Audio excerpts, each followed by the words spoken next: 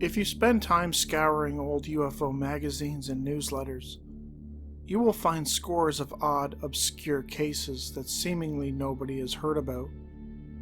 Cases that stand out as ultra weird, but received very little attention beyond a brief write-up in one of those often defunct publications. In this video, I decided to dust off some of these oddities and present them to you guys. Join me as I delve into obscure but true UFO cases.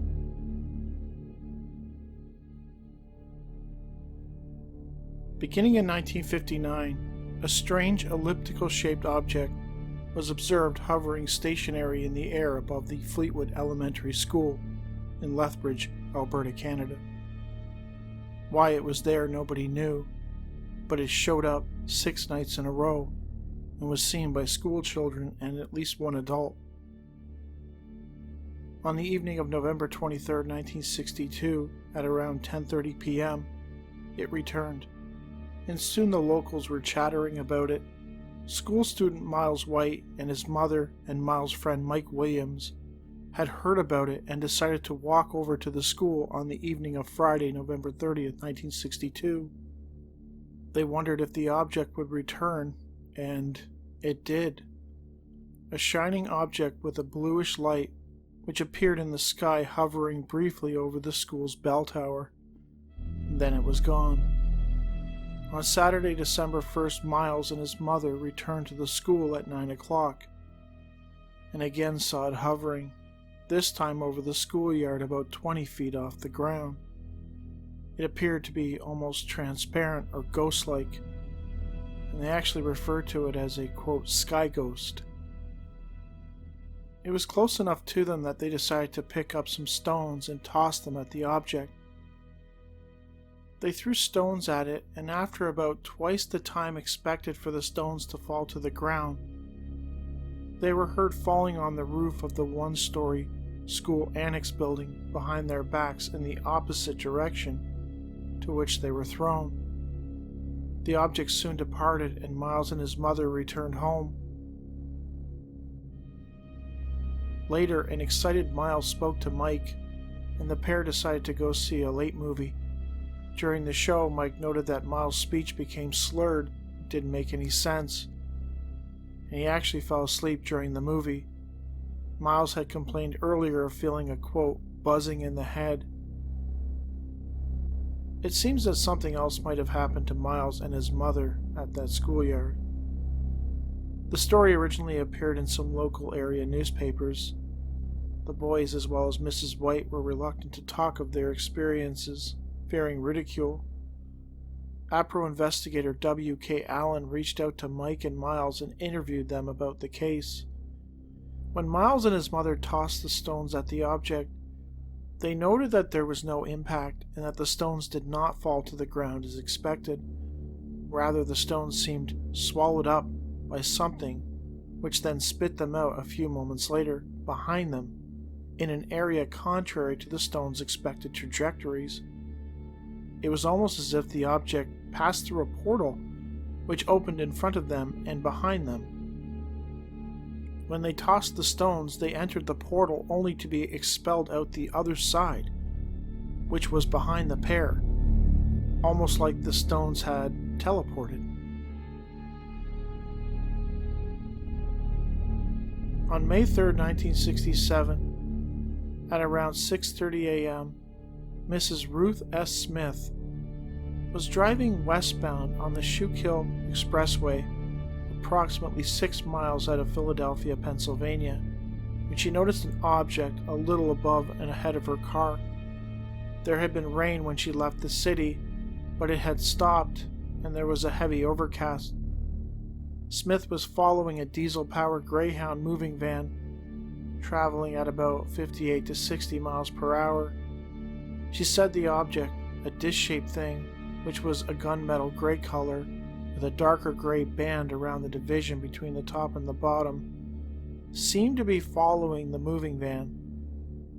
She noted that the top section of the craft appeared to be revolving, as if on a central axis, and around the darker band was a row of, quote, unlighted porthole sort of windows. There was no light emanating from nor surrounding the craft. Using telephone poles for comparison, Smith estimated the craft was pacing the moving van at about 65 to 70 miles per hour and was no more than 150 feet in the air. It appeared to be 35 to 40 feet in diameter and about 20 feet thick. There were no visible wings or fins, but a thin stream of vapor issued from a sort of exhaust pipe. It was solid and metallic in appearance. The driver dropped back in order to see it better, and all of a sudden the stream of vapor changed to cherry red sparks, and the object shot straight up into the overcast and disappeared from sight. At the moment the vapor changed to sparks, Smith claimed that she got, quote, the worst toothache she has ever had in her life. A few seconds after the object disappeared, the toothache went away. Smith spoke to an investigator with APRO, who noted that when asked about the toothache, she described that the entire upper right side of her jaw ached, but one spot was worse than the other. It was a place where there was no tooth. The craft was like nothing I have ever seen in the air or on the ground, and I shall never forget it. I must know where it came from, and why it was here, who or what was operating it, Smith noted.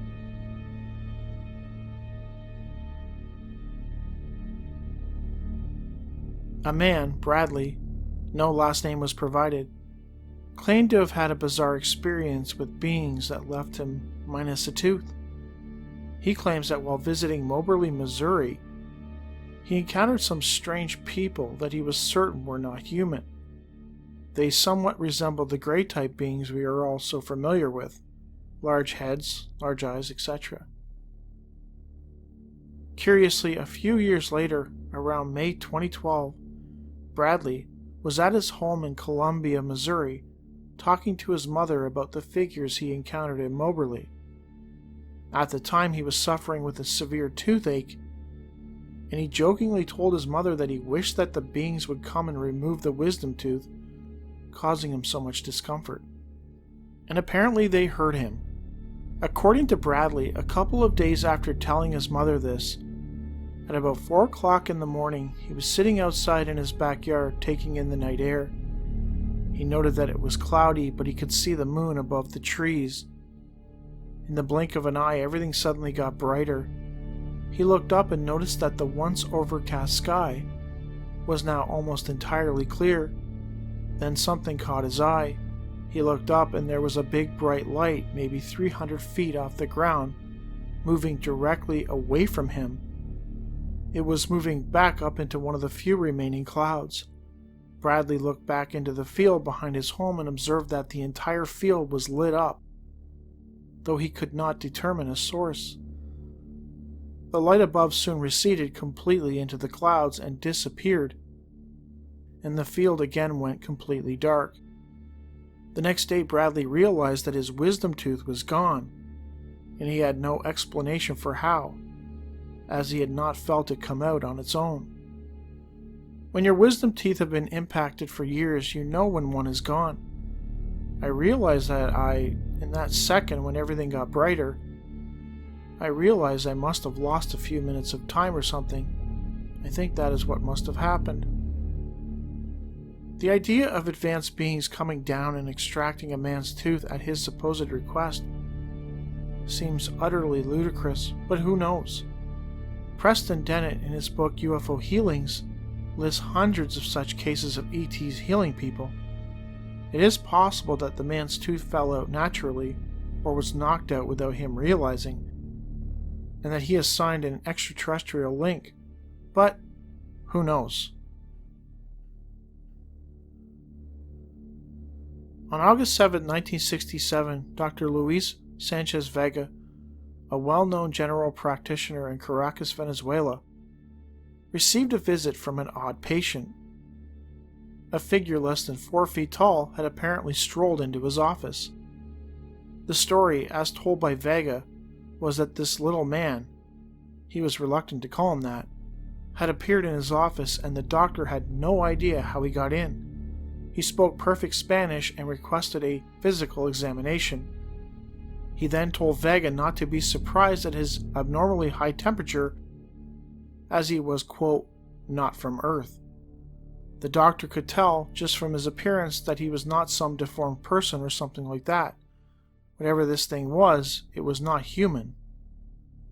The figure had a large round head, large round eyes, no ears or even ear holes, a slit-like mouth, and very strange teeth.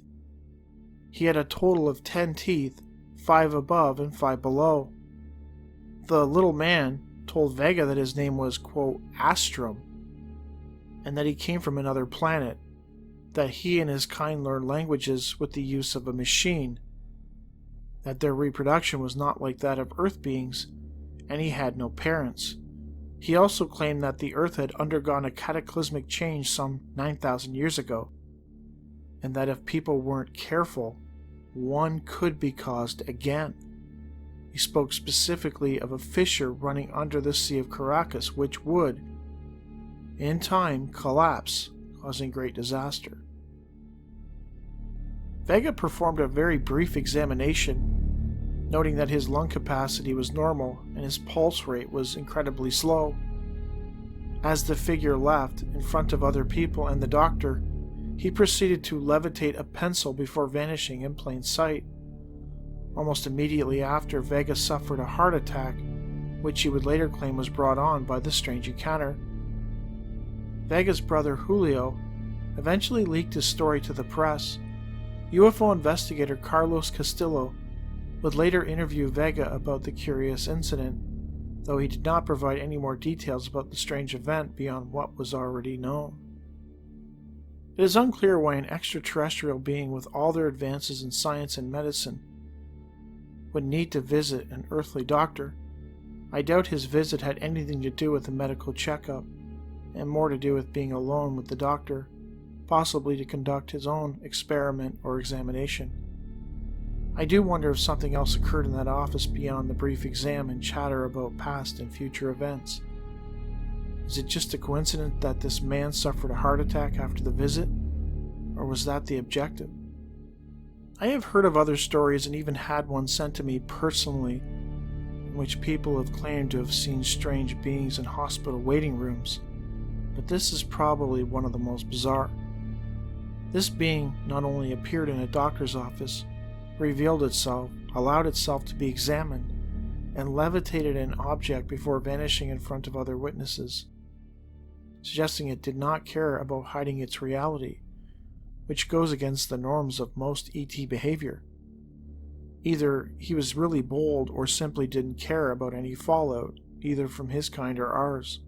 But again, why? What was the point? What was he trying to accomplish? In October 1991, in North Caucasus, Russia, a witness awoke to the strange sight of her TV lit up. On the screen there was a black and white image of a bald, thin man with large eyes. As if it was the most natural thing in the world, the man in the TV began to ask the witness a series of questions, which she calmly answered. The witness noted that it was odd, though she felt no fear, and her reactions were not typical of a person confronted with the realization that a man in their TV was talking to them. Remember, this was 1991, years before two-way video chats would become a reality. When the screen went out, she laid back in the bed and fell into a heavy sleep. In the morning, upon waking, she realized that the TV was not even on. Her husband, who slept through the entire event, confirmed that in the evening he himself had pulled the cord out of the socket. The witness lived on the 4th floor in a 5-story building. 2 months later, in December, 2 human-like figures entered her bedroom from the balcony. They ordered her to turn on the nightlight. They covered her legs with a blanket and lit up the left side of her abdomen with a red light. What came next was like something out of a science fiction movie. The witness raised up and watched as one of the men stretched out his hand, noting his skin was gray, and with 2 fingers very methodically severed her skin in the area. He He then inserted a tube that he had taken from his breast pocket, and suddenly a dark green liquid began to flow through the tube into a flask at the other end. Having filled the flask halfway, they removed the tube and illuminated the area with a purple light. There was no scar visible after the incident. She then heard the two men speak to each other. One of the entities said, "Pancreas. These are the diseases on Earth." Then she watched them leave and noticed that they wore high boots, gray suits, and had hands with only 2 fingers. She could not see any facial features. At the very door of the balcony, one looked back, shook one of his fingers at her, and said, "Do not eat late at night. It destroys you." When they left, the clock read 3:20 a.m., and the door of the balcony was closed. After the incident, she felt pain on her left side and suffered from headaches. It is not entirely clear what the beings extracted from her, though it is interesting in that they seem to want to warn her about eating late at night. And also they mentioned the pancreas. I wonder if they are, in their own way, referring to diabetes. Vladimir G. Azaz, Ph.D., wrote of the case in the Russian publication Libma. He does not state whether or not the witness herself suffered from diabetes, and if she did, had they cured her. Possibly they were warning her of what might come if she did not change her lifestyle and eating choices. Who knows? It is interesting to think that beings from some other galaxy or dimension might be interested in what we humans are choosing to eat and how we choose to live our lives. This final case can be found in the declassified British Royal Air Force files. The report refers to the main witness as a spinster. She was a middle-aged woman who had lived in the small village of Avebury in England all of her adult life, and who was fascinated by archaeological history. She spent many a night strolling among Avebury's famous Stonehenge-like formations, marveling at their design. On September 15, 1962, something very frightening played out, and she had a front row seat for it. On that night, she had been out walking when she observed a small ball of light, perhaps 2 feet in diameter, gliding slowly through the stones. She recognized instantly that this was no conventional object that she was aware of. Transfixed and rooted to the spot, she watched as it closed in on her at a height of about 12 feet. The ball then stopped 15 feet or so from her, and small amounts of what looked like liquid metal slowly and silently dripped from it to the ground. Then in an instant, the ball exploded in a bright white flash. For a brief moment she was blinded by its intensity. She dropped to her knees. When her eyes cleared, however, she was faced with a horrific sight. The ball of light had gone, but on the ground in front of her was what she could only describe as a monstrous, writhing worm. The creature, the woman noted, was about 5 feet long, perhaps 8 to 9 inches thick, and its skin was milk white. As the witness slowly rose to her feet, the creature's head turned suddenly in her direction, and 2 bulging eyes opened. When it began to move unsteadily towards her in a caterpillar-like fashion, she emitted a hysterical scream and fled the scene. Rushing back home, she slammed the door shut and frantically called the airbase, after having been directed to them by less than impressed police officers. The Royal Air Force's Provost and Security Services dispatched officers early the next day to interview the woman. Some officers found it to be a joke, though others found her to be entirely credible, and they wondered what exactly happened that night. Had she really encountered a giant caterpillar from space? While some might scoff at this account, it should be noted that a similar massive caterpillar was observed in 1994 in Ashland, Oregon. The primary witness noted that it seemed to behave not unlike a dog would, with an owner, excitedly circling the being's feet. The account was detailed in Tom Lyon's UFO Frightening Encounters Volume 3. Anyway, that's this week's episode. I hope you enjoyed.